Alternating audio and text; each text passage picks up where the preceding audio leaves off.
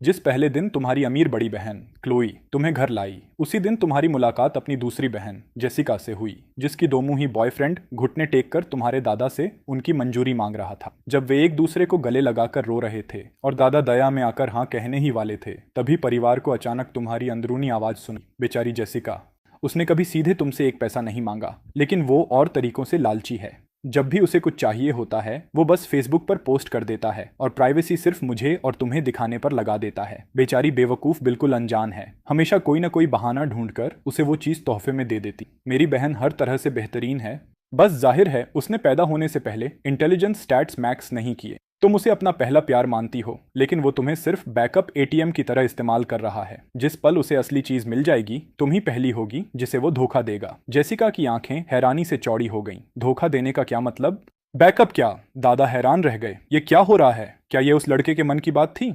उन्होंने नजरें फिरकर सबके चेहरे पढ़ने की कोशिश की और उनकी नजर क्लोई से मिली। वो उनकी सबसे पसंदीदा पोती थी, जो उनसे सबसे ज्यादा जुड़ी थी। दोनों के बीच एक खामोश समझ थी। क्लोई ने बुजुर्ग को हल्का सा सिर हिलाकर इशारा किया। जाहिर था वो भी उसी नतीजे पर पहुंची थी। उन्होंने इंतजार करने का फैसला किया कि आगे क्या होता है। तुम्हें बिल्कुल अंदाजा नहीं था कि कुछ ही मिनटों में माहौल में इतना अनकहा तनाव भर गया था। तुमने देखा कि तुम्हारी नई बहन जेसिका तुम्हें घूर रही है, लेकिन तुमने इसे नजरअंदाज किया, यह सोचकर कि वो बस नए आए बच्चे के बारे में जानना चाहती। तुम्हें उस पर दया आई।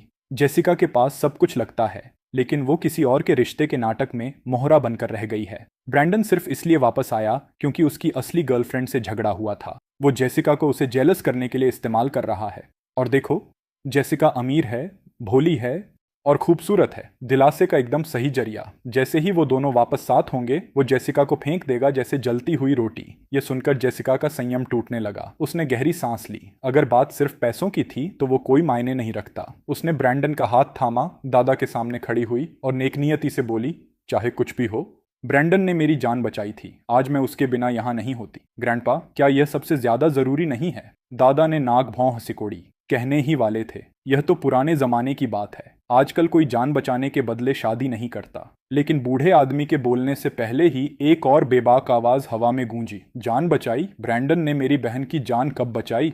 दादा रुक गए। वो चालाक बुजुर्ग मौके की तलाश में थे। उन्होंने लापरवाही से पूछा, क्या तुम उस कॉलेज की जहाज दुर्घटना की बात कर रहे हो, जब तुम उस आइलैंड पर फंसे थे? प्यार में डूबी जेसिका को भी दादा की चाल समझ आ गई। हाँ, वही वाली। तुमने अपनी मेमोरी में कीवर्ड्स ढूंढे और फिर याद आया। अब याद आया।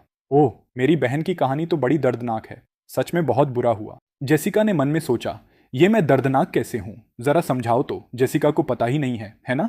जहाज दुर्घटना के दौरान ब्रैंडन ने उसे आइलैंड पर नहीं खींचा था। वो खुद को मुश्किल से बचा पाया था। एक डॉल्फिन ने उसे किनारे तक धकेला था। जेसिका को जैसे करंट लग गया, लेकिन फिर भी ब्रैंडन ने एक दिन और एक रात उसकी देखभाल तो की थी। उसने उसे पत्तों से ढककर गर्म रखा था। तुम्हारी अंदरूनी टिप्पणी ने आखिरी वार किया। रही देखभाल की बात, वो तो बिल्कुल बकवास है। उसने तुम्हें पत्तों से इसलिए नहीं ढका कि तुम गर्म रहो, बल्कि इसलिए कि उसे डर था कि अगर तुम मर गई तो लाश सड़कर बीमारी फैलाएगी। वो पूरा दिन और रात जेसिका अपनी खुद की इच्छा शक्ति से जिंदा रही। जब वो उठी तब ब्रैंडन बस पास से गुजर रहा था। देखा कि वो मरी नहीं तो उसने अपना बचाने वाला का नाटक किया और उसने सच में उस पर यकीन कर लिया। बचाए जाने के बाद उसने न सिर्फ उसे पहला प्यार माना, बल्कि पैसों की बरसात भी कर दी। अगर सच में शुक्रगुजार होना था तो उसे मरीन लाइफ कंजर्वेशन फंड में डोनेशन देनी चाहिए थी। हॉल में सन्नाटा छा गया। ब्रैंडन को नहीं पता था कि थॉमसन परिवार का रवैया अचानक क्यों बदल गया, लेकिन लग रहा था जैसे यह उसके हक में था। जेसिका, यह कितनी अच्छी बात है कि तुम्हारा परिवार हमारे खिलाफ नहीं है। मुझे अभी कुछ याद आया।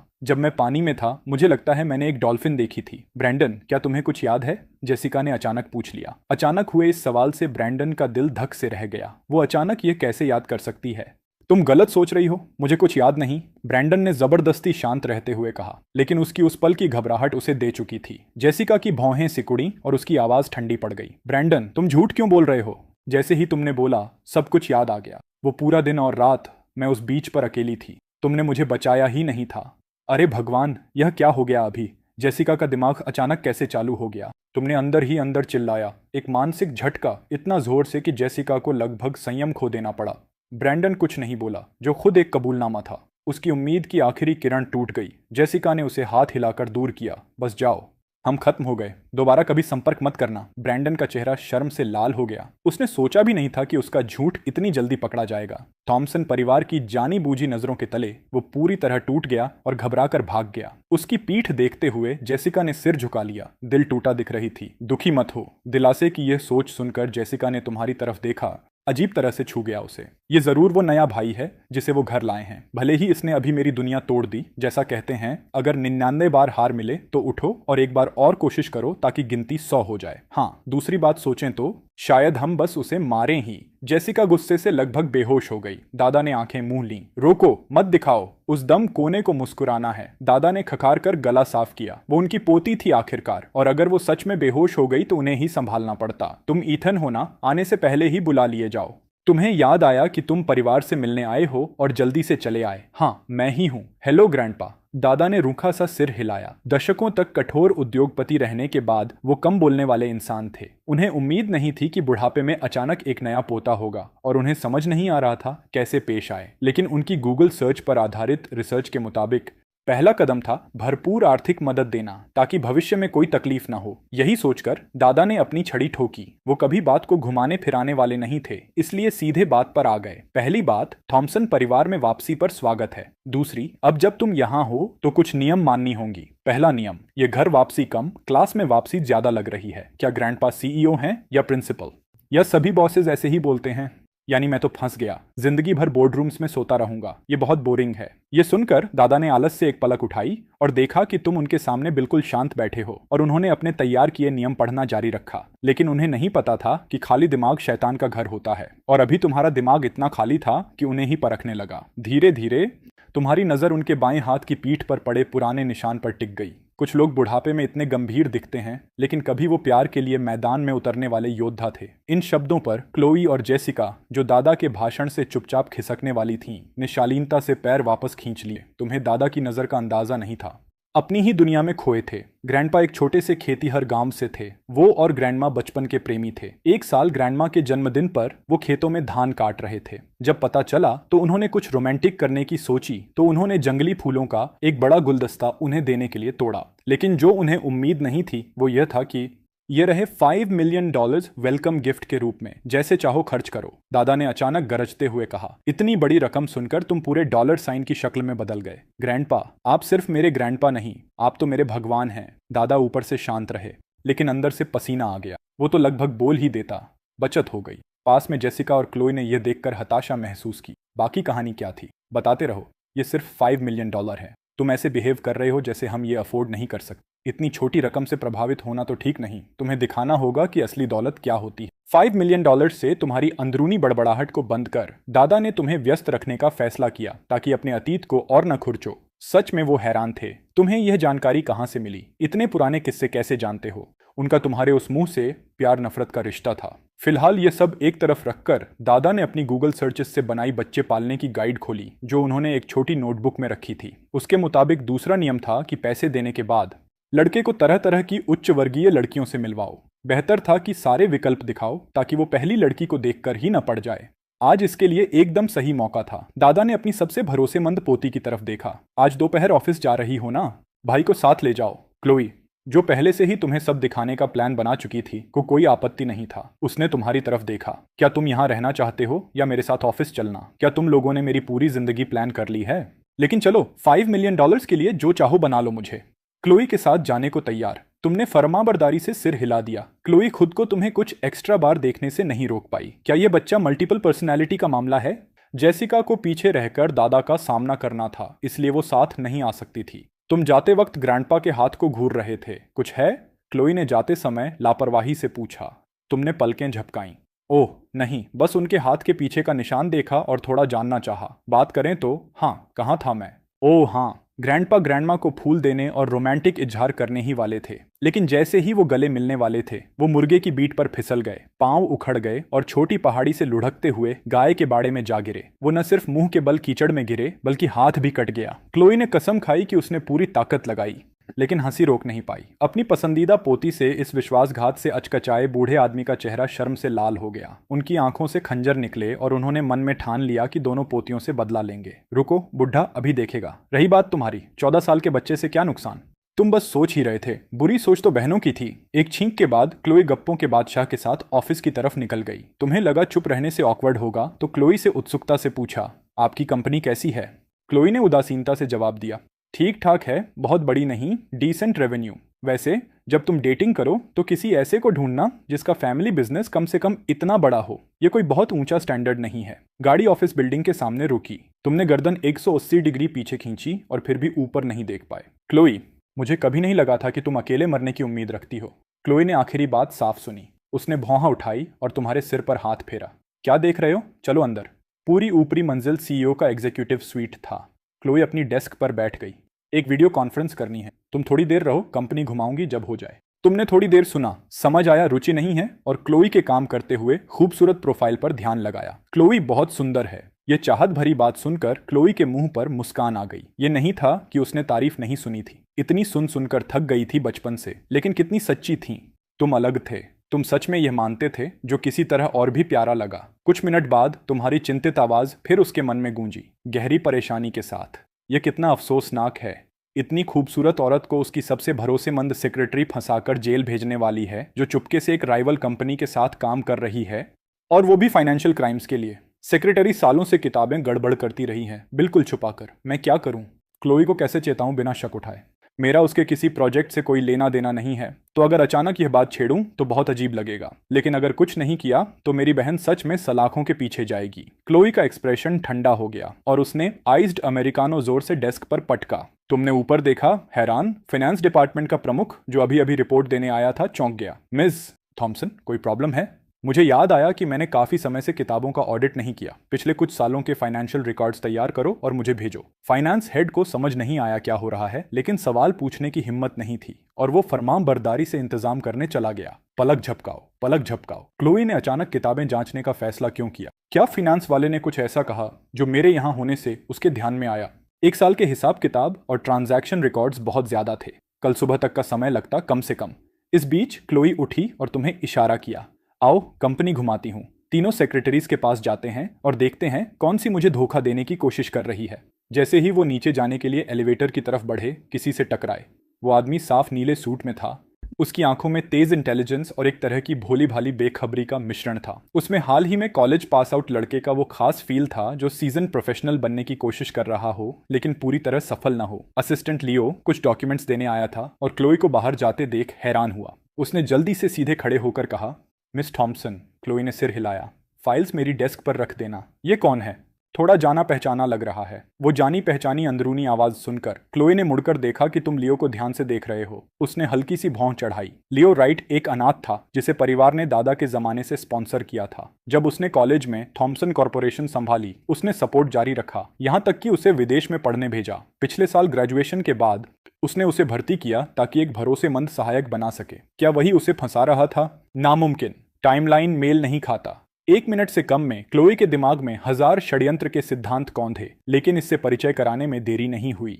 यह है लियो राइट, मेरा असिस्टेंट, और यह है मेरा भाई ईथन। लियो ने थोड़े घबराहट के साथ नमस्ते किया। Hello young master. तुमने आत्मविश्वास से जवाब दिया, जिससे लियो ने सोचा यह जरूर किसी अमीर घर का है। उसे नहीं पता था कि नाम सुनते ही तुम्हारे मन में 10 लाख अल्पैकास की भगदड़ मच गई थी। लियो राइट, वही लियो राइट जो कुछ सालों में टॉप टियर प्रोफेशनल बनता है। वो वफादार अधीनस्थ जो क्लोई के जेल से निकलने के बाद उसके लिए कुछ भी करता है, जो उसे बदला लेने में मदद करता है। ये अभी ऐसा क्यों दिख रहा है जैसे उलझा हुआ पपी हो? ट्रांसफॉर्मेशन तो जबरदस्त है। क्या उसने कोरिया में प्लास्टिक सर्जरी करवाई या ये बस बहुत बड़ा ग्लो अप है? क्लोई स्तब्ध रह गई। भले ही वो कभी जेल नहीं गई थी, लेकिन वो सोच सकती थी कि अगर उसके भाई की बात सच हो तो बाहर निकलने के बाद जीना कितना मुश्किल होता। तो उन हालात में भी लियो उसकी मदद करने को तैयार है। अफसोस उसका अंत इतना दुखद है।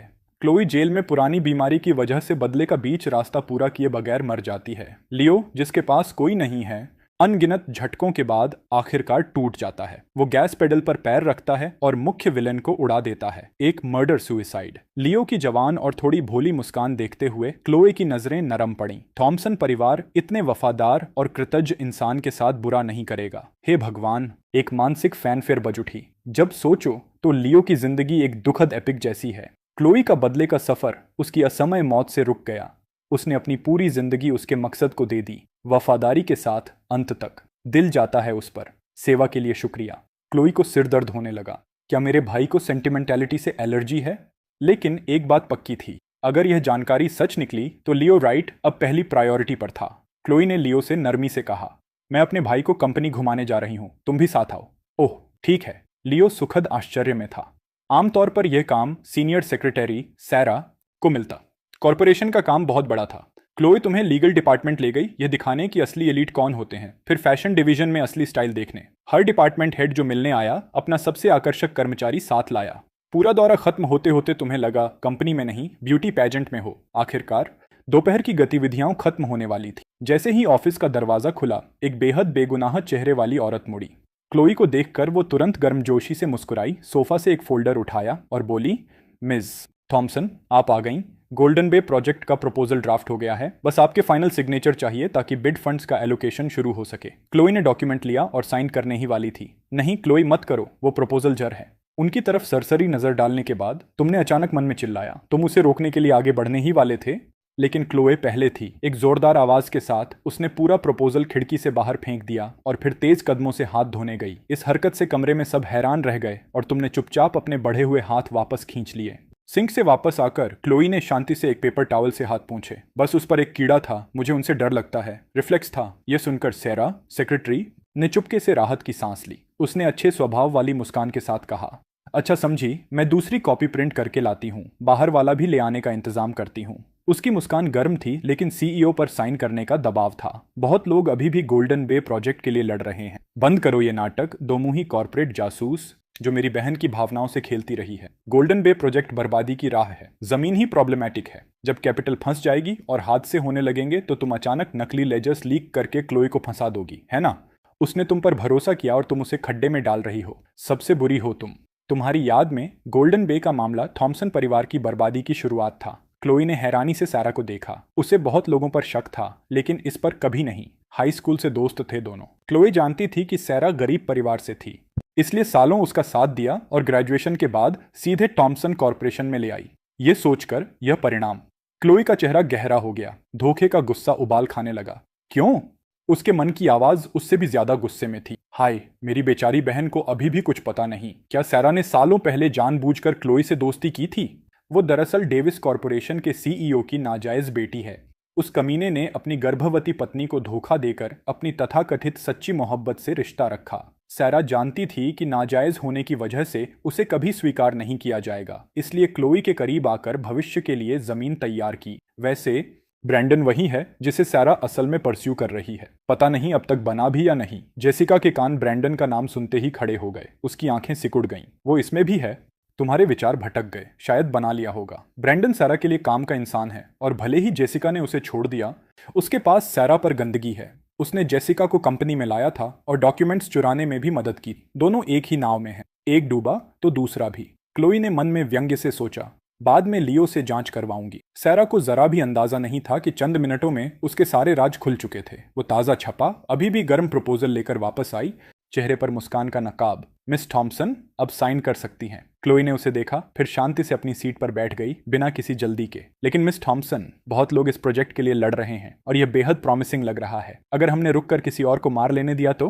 क्लोई की उदासीन रवैया देखकर सारा घबराने लगी। ये उसके सालों की प्लानिंग का निचोड़ था। सब तैयार था और अब शुरुआत में ही अड़चन आ गई। समझ नहीं आया। वो बस डॉक्यूमेंट प्रिंट करने गई थी। क्लोई जो पल भर पहले साइन करने को तैयार थी, अचानक क्यों बदल गई? क्लोई ने लियो का दिया कॉफी लिया, हल्का घूंट भरा और आराम से जवाब दिया, अगर कोई और ले गया तो इसका मतलब था वो हमारे नसीब में नहीं था। जो मिलना है वो मिलेगा। सैरा ने चिंतित भाव बनाया। लेकिन मैं पहले ही पार्टनर से बात कर चुकी हूँ। उन्हें बताया था कि हम आज दोपहर एप्लीकेशन सबमिट करेंगे। अब पीछे हटना ब्रीच ऑफ कॉन्ट्रैक्ट होगा और थॉमसन कॉरपोरेशन की रेप्यूटेशन को नुकसान होगा। क्लोई ने कप रख दिया। यह आसान है। पार्टनर्स को बस ये बताओ कि मीटिंग के रास्ते में तुम्हें पता चला कि बॉयफ्रेंड धोखा दे रहा था और उसे पकड़ने जाना पड़ा। उफ, तुम खुद को मन में खुशी जताने से नहीं रोक पाए। क्लोई पिछले जन्म में पैंडा रही होगी। कितनी निर्मम है। सैरा के मुंह में हलचल हुई। मिस थॉमसन, प्लीज मजाक मत करिए, वो सच में जल्दी में है। क्लोई की आवाज अचानक ठंडी हो गई। सैरा, हम एक दूसरे को कितने समय से जानते हैं? सैरा अचानक इस बदलाव से चौंकी। उसकी आंखें इधर उधर हुईं। लगभग 10 साल। हाँ, लगभग 10 साल। क्लोई ने फ्लोर टू सीलिंग विंडो की तरफ मुड़कर कहा, जैसे कुछ सोच रही हो। एक दशक में बहुत कुछ बदल जाता है, या शायद मैं शुरू से ही सब साफ नहीं देख पाई। सैरा का दिल डूब गया। इसका क्या मतलब है? उसने चुपके से क्लोई के भाव पढ़े, लेकिन वो वैसी ही दिखी, पूरे नियंत्रण में। क्लोई की आवाज शांत थी। प्रोजेक्ट की कोई जल्दी नहीं, गोल्डन बे की बिड बाद में देखूंगी, ऑक्शन परसों है ना? समय है। ठीक है मिस थॉम्पसन, सैरा ने जवाब दिया, मन में उथल पुथल। अपराध बोध से दबकर उसने आगे जोर देने की हिम्मत नहीं की। सैरा की पीठ देखते हुए क्लोई की आंखें गहरी हो गईं। अगर कल का ऑडिट कंफर्म कर दे कि सैरा ने किताबें गड़बड़ की हैं, तो वो ये सुनिश्चित करेगी कि सालों से धोखा देने वाली को जेल नहीं भेजे, बाहर ही उसकी जिंदगी नरक बनाएगी। उस शाम मैंशन की तीसरी मंजिल के हॉलवे के अंत में बने स्टडी में क्लोई ने दादा को दिन की घटनाएं बताईं। फाइनेंस हेड ने जल्दी में पिछले साल के लेजर्स तैयार किए थे और सच में 10 मिलियन का घाटा मिला। जांच में फाइनेंस का डेप्यूटी हेड भी शामिल होने का शक था। दादा का चेहरा गंभीर हो गया। उन्होंने सोचा भी नहीं था कि उनकी पोती के इतने करीबी लोगों में से कोई समस्या होगा, लेकिन थोड़ी देर बाद उन्होंने राहत महसूस की। शुक्र है कि उन्होंने अचानक तुम्हें क्लोई के साथ ऑफिस भेजा था। वो सोचकर भी कांपते कि अगर यह नहीं होता तो उनकी बूढ़ी हड्डियां उस मुसीबत को झेल पाती या नहीं। बूढ़े आदमी ने एक सांस भरी, यह महसूस करते हुए कि तुम्हारे बड़े उपकार में हैं। तभी एक जोशीली अंदरूनी आवाज कट गई, बचाओ, ज्ञान दिमाग से भाग रहा है जैसे बुरी याद। पढ़ाई नहीं करनी, कल स्कूल से छुट्टी मारूंगा और कोई अमीर कूगर ढूंढूंगा जो शुगर मामा बने। दादा ने माथे पर हाथ रखा, सिर दर्द उठ रहा था। यह बच्चा दिन भर क्या सोचता रहता है? कूगर ढूंढना? क्या परिवार का पैसा काफी नहीं है? उसी फ्लोर पर तुम्हारे कमरे में तुम दर्द से बाल खींच रहे थे। आधा होमवर्क पूरा कर, तुमने बाकी कल स्कूल में देखने का फैसला किया, रजाई खींची और चैन से सो गए।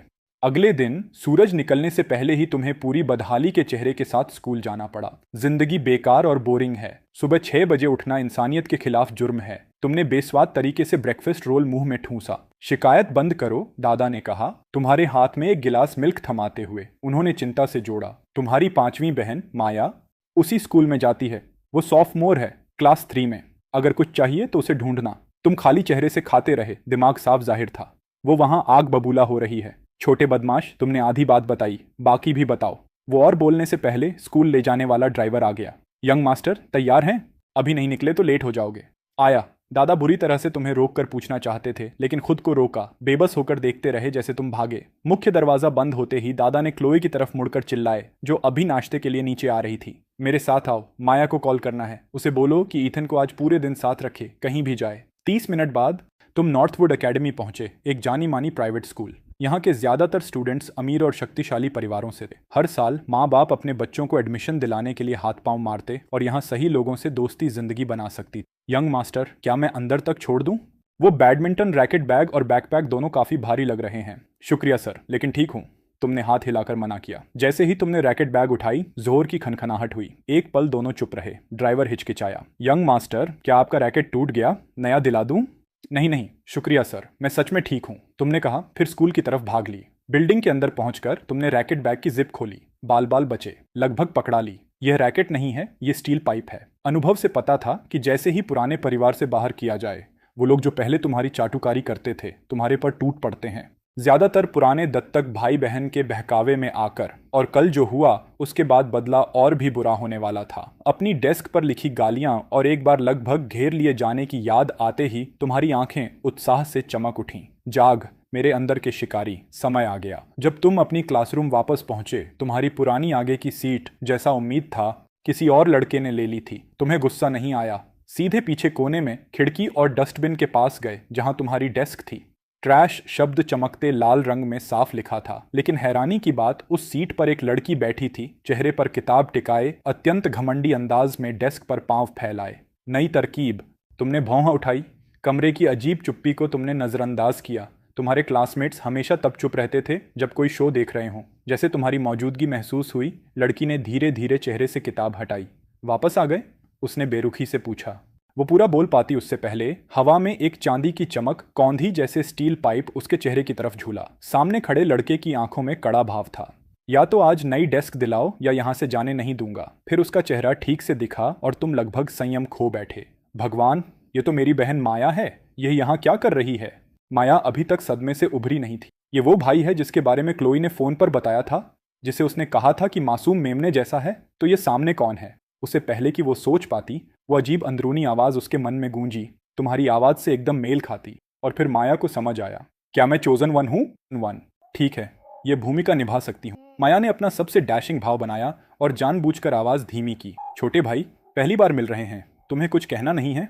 तुम बोलने ही वाले थे, लेकिन पास में कोई डेस्क कुर्सी धड़ाम से गिरी। यार माया, तुम सच में बेबाक हो। हाई स्कूल बोर्डिंग स्कूल थी और माया आराम से डॉर्म में सो रही थी जब क्लोई का अचानक कॉल आया।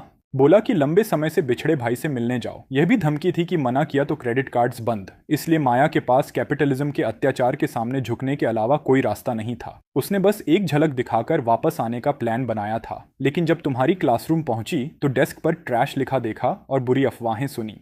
माया का खून खौल गया। चाहे कुछ भी हो, थॉमसन परिवार के किसी सदस्य को कोई नहीं तंग करेगा। माया पहले से ही नॉर्थवुड एकेडमी की मशहूर क्वीन बी थी और उसके शक्तिशाली परिवार की अफवाहों की वजह से वो ऐसी इंसान थी जिससे पंगा न लेना ही बेहतर था। ये डेस्क कैसी है? किसने लिखा? अभी सामने आओ। माया ने ठंडी नजरों से क्लासरूम स्कैन किया और पहले शोर भरा कमरा खामोश हो गया। सभी स्टूडेंट्स उसे देख रहे थे, हैरान कि वो तुम्हारे मामले में क्यों पढ़ रही है। उसके अगले शब्दों ने सबको सदमे में डाल दिया। ईथन मेरा भाई है और मेरी प्रोटेक्शन में है। मेरा सुझाव है कि अब से अपने एक्शंस के बारे में सोच समझकर चलो। जो लोग जिम्मेदार हैं उनके लिए। माया रुकी और व्यंग्य से मुस्कुराई। कोई बात नहीं, अगर कबूल नहीं करते। जब ईथन यहाँ आएंगे तो उनसे पहचान करा लूंगी। ये सुनते ही जिन स्टूडेंट्स को गिल्ट था उनके चेहरे तुरंत घबरा गए। बाकी स्टूडेंट्स बस हैरान थे। क्या हो रहा है? वो नकली यंग मास्टर था जिसे निकालकर गरीब बायोलॉजिकल पेरेंट्स के पास वापस भेज दिया गया था। माया थॉमसन, उसकी बहन कैसे? ये तो हमारे पुराने क्लासमेट ने जो बताया था उससे बिल्कुल अलग है। माया ने गॉसिप की लहरों को नजरअंदाज किया, डेस्क पर पांव रखे, चेहरे पर किताब रखी और वापस सो गई। वो पहले से तुम्हारे चेहरे पर आश्चर्य और सम्मान का भाव देख सकती थी जब तुम पहुंचोगे। और फिर उसने तुम्हारी आवाज सुनी, या तो आज नई डेस्क दिलाओ या यहां से जाने नहीं दूंगा। ये तो मेरी सोच से बिल्कुल अलग है। माया ने किसी तरह अपना प्राइड बचाया, गला साफ किया। छोटे भाई, पहली बार मिल रहे हैं, तुम्हें कुछ कहना नहीं है? उसे लगा वो काफी कूल साउंड कर रही है। फिर उसने अपने साथी की बेकार टिप्पणी सुनी। यार माया, तुम सच में बेबाक हो। महसूस होते ही कि तुमने गलत इंसान को धमकी दी, तुमने स्मूथली पाइप वापस खींचा, मासूम मुस्कान बनाई और उसकी तरफ बढ़ाया। Maya, nice to meet you. Steel pipe तोहफे में स्वीकार करो। माया ने पाइप अपनी नई साइड किक को उछाल दिया। जो भी तुम्हें तंग कर रहे थे उन्हें बताओ। अगर बोल रही हूं तो पीछे नहीं हटूंगी। तुम आगे बढ़े और तुम्हारी सीट के सामने वाले लड़के के कंधे पर हाथ रखा। सभी अच्छे एक्टर नहीं होते। मार्क का गिल्ट साफ चेहरे पर लिखा था। ईथन, यार क्या हाल है? तुम उसका साथ देने की हिम्मत नहीं जुटा पाए और सीधे बात पर आए। क्या तुमने मेरी डेस्क पर वो लिखा था? मार्क क्लासिक बुली था जो कमजोर को परेशान करे और ताकतवर की चापलूसी करे। उसके लिए गरीब और बेबस होना शर्मिंदगी के लायक अपराध था। उसने क्लास में हर प्रभावशाली को खुश रखने की कोशिश की, पुराने तुम सहित, लेकिन तुमने हमेशा उस जैसे लोगों को नजरअंदाज किया था जिससे उसके मन में रिजेंटमेंट थी। जैसे ही सुना कि तुम मुसीबत में हो, वो तुम्हारे पुराने परिवार का फेवर लेने के लिए तुम्हें नीचा दिखाने को बेताब हो गया। लेकिन मैं बस अभी आया हूं। मार्क ने जोर से इनकार किया। तुमने पहले कभी उसकी यह बुरी साइड नहीं देखी थी। दोस्त तो नहीं थे, लेकिन दुश्मन भी नहीं। शायद तुम बस अंदाजा लगा रहे थे। अगर वो बस मना करता रहे तो क्या लगता है हम सब बेवकूफ हैं।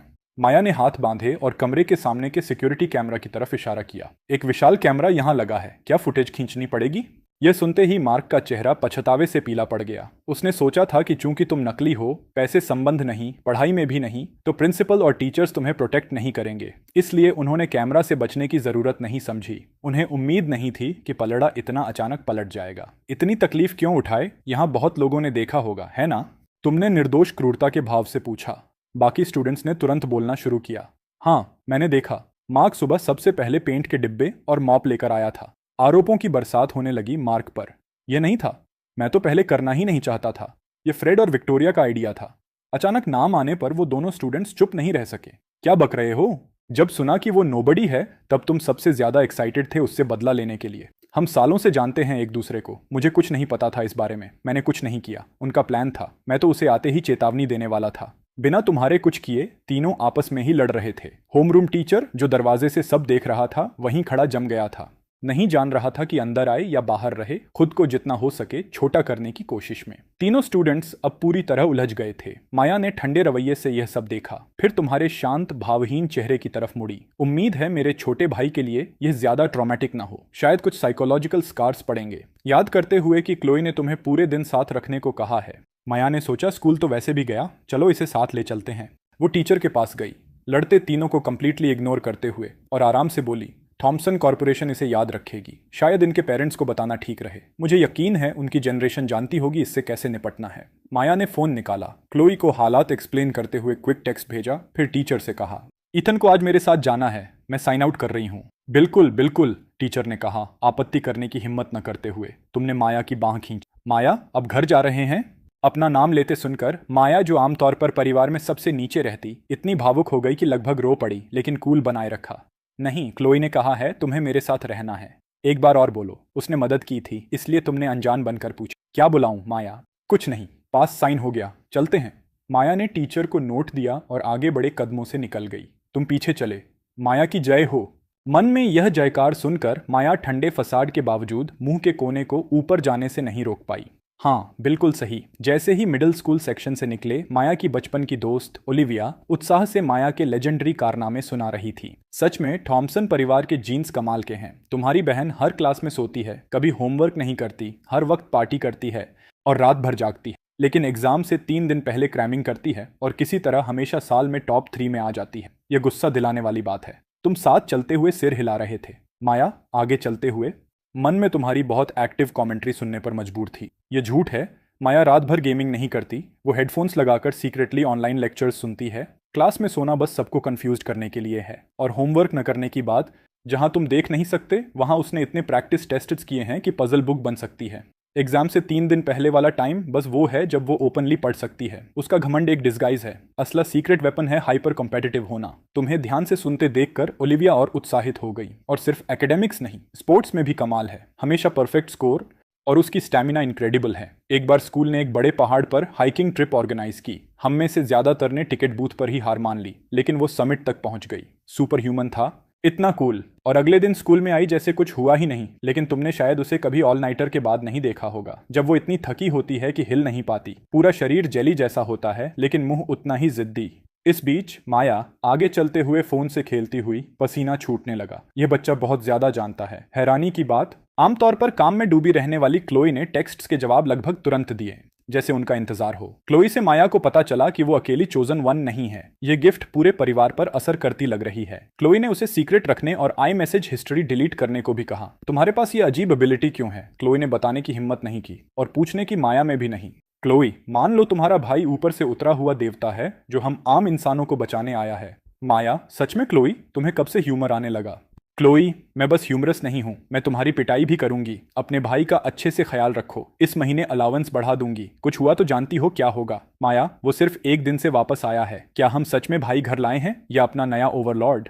उसे लगा क्लोई ड्रामा कर रही है, इसलिए उसने कॉन्वर्सेशन स्क्रीनशॉट लेकर दादा को कंप्लेंट करने को भेजी। पढ़ने के बाद दादा ने रिप्लाई किया, तुम्हारी बहन सही है। अपने भाई के साथ नरमी से पेश आओ और अच्छा इंप्रेशन बनाओ, नहीं तो। माया ने 2 लाइनें पढ़ी और आई मैसेज बंद कर दिया। उसने कसम खाई कि चाहे कुछ भी हो, वो क्लोई और दादा जितनी चाटुकारी कभी नहीं करेगी। तभी पास से एक सीटी आई। माया, अगर नहीं है, आज रात की रेस के लिए तैयार हो। शब्द विनम्र थे, लेकिन लहजा व्यंग्य से टपक रहा था। वो आवाज सुनते ही माया और ओलिविया दोनों के चेहरे कठोर हो गए। आने वाले ग्रुप की लीडर एक ब्लीच्ड ब्लॉन्ड बालों वाली लड़की थी। सर से पांव तक रिबेलियन की हवा। माया कुछ दिनों से नहीं दिखी, नरम पड़ गई। बेबी सिटिंग कर रही है? कौन बेबी सिटर कह रहा है? माया झट से उसे गाली देने वाली थी जब उसने पीछे से मास्टर ऑफ सार्केज्म की आवाज सुनी। देखो, किसी ने अपना गोल्डन रिट्रीवर लीश से खोल दिया। इतनी टफ एक्ट इसलिए है क्योंकि पता है ASBCA तुम्हारी पीठ पर है। माया का हंसी निकल पड़ी। उसने राइली के ब्लॉन्ड बालों की तरफ देखा। डिस्क्रिप्शन एकदम सटीक था। राइली ने अनकॉन्शियसली अपने बाल छुए, फिर गुस्से से चेहरा काला पड़ गया। तुम कौन हो? यह मेरा भाई है, माया ने आगे बढ़कर कहा और राइली को वार्निंग दी, थोड़ा रिस्पेक्ट रखो। राइली की माया से दुश्मनी थी, लेकिन वो किसी बच्चे को तंग करने वाली नहीं थी और उसने माना कि उसकी आखिरी बात थोड़ी ज्यादा थी। उसने ठुनकते हुए विषय छोड़ा और अपनी मुस्कुराहट माया पर वापस कर दी। बेट भूले तो नहीं? उम्मीद है हारने पर भी इतनी ही टफ रहोगी। बिल्कुल नहीं, तुम पर भी यही लागू होता है, माया ने बिना झुके जवाब दिया। ईथन, क्या हुआ? पीछे से ओलिविया की आवाज सुनकर माया कंफ्यूज्ड होकर मुड़ी और देखा कि तुम राइली की पीठ को ध्यान से देख रहे हो। वो एक पल के लिए हैरान हुई, फिर याद आया कि उसकी फ्रेनेमी वाकई काफी प्रिटी है। उसकी आंखें हॉरर से चौड़ी हो गईं। मेरे भाई को तो उस ब्लॉन्ड पर क्रश नहीं है। वो राइली की इमेज खराब करने के लिए कुछ बुरा बोलने वाली थी जब उसने तुम्हें मन में कोसते सुना। भगवान, ये यंग राइली है। इन लड़कियों के साथ क्या है? सब कोरिया में प्लास्टिक सर्जरी करवाती हैं 17 साल होते ही, या ये बस जबरदस्त ग्लो अप है? माया की कहानियों से जानता हूँ कि वो और राइली स्कूल में पूरी फ्रेनेमी थीं, हमेशा एक दूसरे के गले पड़ी रहती थीं। लेकिन राइली इतनी बैडास पंक होगी ये सोचा नहीं था। तुमने उसे जाते देखते हुए थोड़ा सिर हिलाया। अरे राइली राइली, अभी माया पर इतना टफ एक्ट कर रही हो, लेकिन आगे चलकर तुम खुद कितनी पैथेटिक दिखोगी जब डेस्परेटली उसकी शुगर मामा बनने की कोशिश करोगी। फिर भी ये तो बड़ी वाइल्ड स्टोरी लाइन है। हमारा परिवार बैंकरप्ट हो जाता है तो उनकी कहानी बन जाती है, मेरी फ्रेनेमी मेरे बैंकरप्ट होने के बाद मेरी शुगर मामा बन गई। अब माया की बारी थी चौंकने की, इस बार खुद के बारे में। पहले वो हैरान हुई कि भविष्य में परिवार बैंकरप्ट होगा, फिर और ज्यादा हैरान हुई कि उसकी फ्रेनेमी एक दिन उसे सपोर्ट करना चाहेगी। नामुमकिन, वो 100% स्ट्रेट है, वो मुझे सपोर्ट क्यों करना चाहेगी? ये कैसी पागल कहानी है। माया पूरी तरह हेज में थी। राइली ऐसा मुख्य रूप से इसलिए करती है क्योंकि कीवर्ड सुनते ही माया तुरंत स्लो हो गई, कान प्रैक्टिकली खींच गए। बताओ ना, मुझे बताओ। लेकिन ठीक तभी पास में ओलिविया ने एक हल्की सांस ली जो तुम्हारा ध्यान खींच गई। क्या हुआ, कुछ बात है? तुमने पजल्ड होकर पूछा। ओलिविया ने अपनी दोस्त की पीठ की तरफ देखा और कहा, बस माया के लिए थोड़ी चिंता है। माया, ठीक है ठीक है, समझ आया चिंता, लेकिन एक सेकंड के लिए चिंता रोको। मैं तो बस रीजन सुनने वाली थी, मर जाऊंगी। लेकिन तुम्हारे पीछे के दोनों को कुछ पता नहीं था। तुमने सिर झुकाया, पहले कंफ्यूज्ड, फिर जोड़ लिया और उत्सुकता से पूछा, वैसे वो बेट क्या थी जिसका जिक्र हो रहा था? सवाल ने ओलिविया को हिचकिचाने पर मजबूर किया और माया की तरफ देखा। समझ नहीं आया, डिटेल्स बताए या नहीं? कुछ नहीं, बस एक मोटरसाइकिल रेस, माया ने कहा, कंधे उचकाते हुए बहुत कैजुअली। आज रात 8 बजे मलहॉलैंड ड्राइव पर राइली और मेरा थोड़ा फास्ट एंड फ्यूरियस शोडाउन है। हारने वाला 1 महीने के लिए जीतने वाले का गोफर बनेगा, जो कहे वो करे। गोफर बनना, यही तो राइली आगे चलकर माया के लिए करती है, खुशी खुशी करती। लेकिन मलहॉलैंड ड्राइव तो काफी डेंजरस है, कहीं और रेस नहीं कर सकते?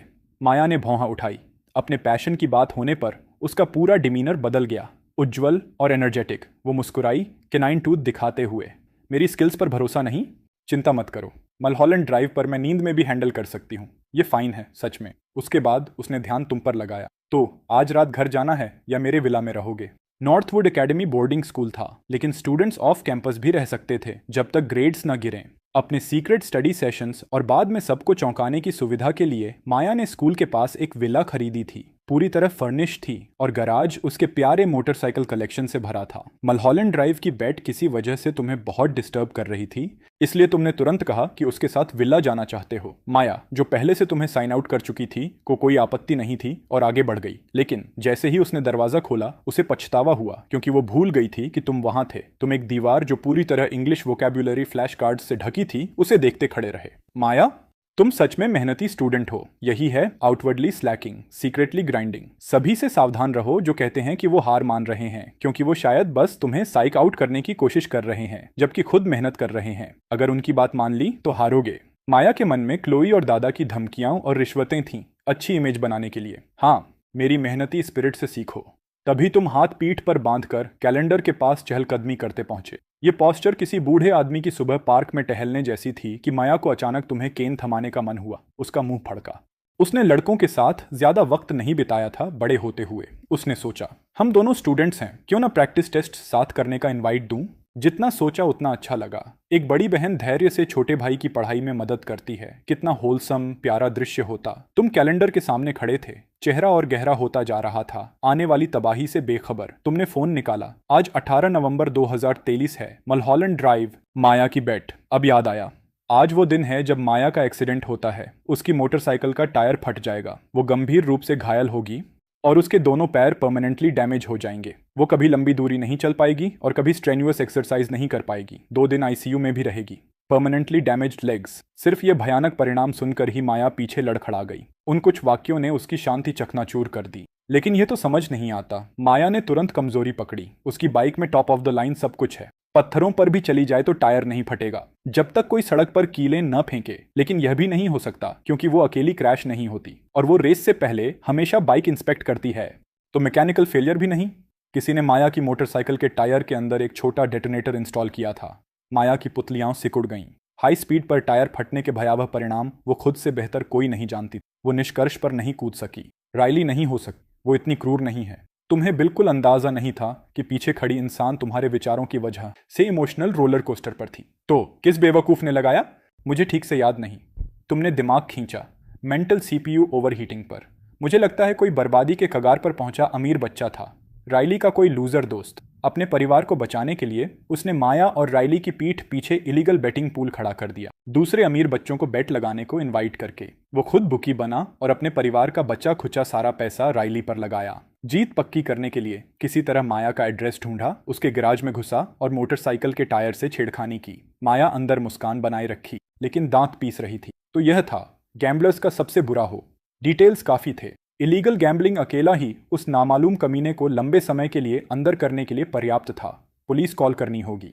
माया ने मन में प्लान किया कि उस आदमी के गिरफ्तार होने के बाद राइली को टेक्स्ट करके उसके दोस्तों की किस्म पर मजाक उड़ाएगी। इसी इंसिडेंट की वजह से राइली ने जांच की और सच पता चला, और माया के एक्सीडेंट के बाद उसे बेहद गिल्ट हुआ। हमारे परिवार के बैंकरप्ट होने के बाद भी वो माया के पास रही और फाइनेंशियली सपोर्ट करने का ऑफर दिया। उसे जिम्मेदार महसूस हुआ क्योंकि अगर उसने बेट प्रपोज न की होती तो कुछ नहीं होता। अफसोस, मेरी बहन ये 10 LB वेइज करती है और उसमें से 109 LB प्योर जिद है। उसने मना कर दिया। सच में अफसोसनाक। माया, उफ, मेरे छोटे भाई की अजीब फैंटेसीज हैं फिर। माया ने मन में मुंह बनाया। खैर, राइली में जमीर है देखते हुए इस बार उसे माफ। कोई मॉकिंग टेक्स्ट नहीं। ये सोचते हुए वो खुद पर प्रभावित थी। इतनी दयालु और माफ करने वाली इंसान इस दुनिया में कैसे हो सकती है।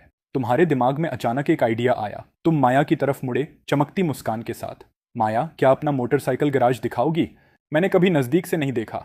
देखना बहुत अच्छा लगेगा। और जोड़ा, प्लीज। मैं माया को सीधे नहीं बता सकता तो खुद हैंडल करना होगा। पहले पता करूंगा गैराज कहाँ है, फिर पता करूंगा कि आज रात वो कौन सी बाइक यूज करेगी और टायर का मॉडल नंबर। माया मुझे काफी फ्रीडम देती लग रही है तो एक सरल बहाने से खिसक सकता हूँ। फार्मेसी जाऊंगा, कुछ स्ट्रॉन्ग स्लीपिंग पिल्स खरीदूंगा, नया टायर लूंगा, लंच पर माया को ड्रग करूंगा और फिर उसके लिए टायर बदल दूंगा। तुमने अपना मानसिक प्लान रखा और खुद की खामोश डेडिकेशन पर हैरान थे।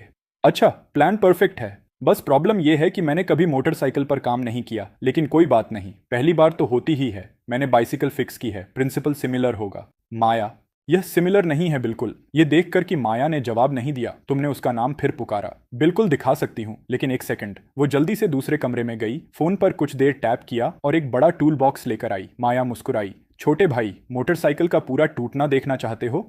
तुम्हारे लिए मैं इंजन पार्ट से टायर्स तक इस बाइक को पूरी तरह ओवरहॉल करने को तैयार हूँ। पूरा डेमोन्स्ट्रेशन दूंगी। ये तो इतना अनएक्सपेक्टेड बोनस था कि तुम्हें समझ आया पिछला पूरा प्लान बेकार हो गया। क्या इतनी तकलीफ नहीं होगी? बिल्कुल नहीं, माया ने अपना फोन हिलाते हुए मुस्कुराकर कहा। मैन्युफैक्चरर को ब्रांड न्यू पार्ट्स डिलीवर करने के लिए कॉल कर दिया। शो जल्द शुरू होगा। छोटे भाई, तुम्हारा प्यार बहुत ज्यादा है। खुद थको मत, बस किनारे से देखो, मैं अकेले हैंडल करूंगी। 1 घंटे से कम में चमकदार नए पार्ट्स आ गए। बाएं हाथ में टूल बॉक्स और दाएं में नया टायर लिए माया तुम्हें विल्ला के साथ वाले गैराज की तरफ ले गई। गैराज का दरवाजा खुला तो हर रंग की शानदार मोटरसाइकिल्स दिखीं। लाल, हरी, नीली, पीली, पिंक, काली, हर तरह के स्टाइल्स में। माया एक आग जैसी लाल बाइक के सामने रुकी और तुम्हें इशारा किया, यहां आओ। यही वो है जिस पर आज रात रेस करूंगी। तुम उसकी चिकनी बॉडी और खूबसूरत लाइंस देखने के लिए पास गए। बहुत कूल है। बिल्कुल है, ये मेरी मास्टरपीस है, माया ने कहा।